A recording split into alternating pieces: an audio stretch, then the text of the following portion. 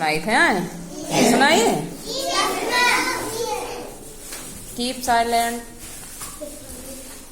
एक राजा रहे, उनके छपरा पे कोहड़ा फरा रहा भाई।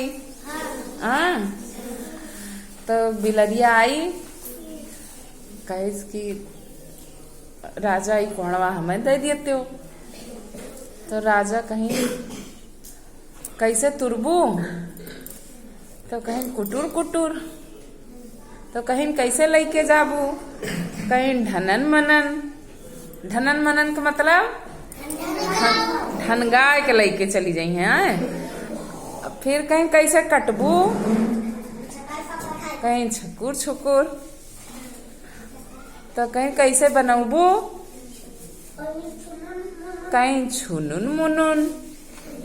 के कहिस? बिलरिया कहिस। हाँ, फिर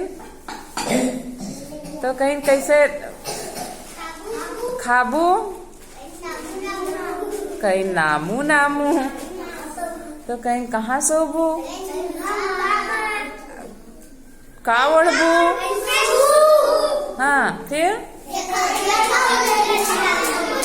अरे वाह भाई, वाह भाई,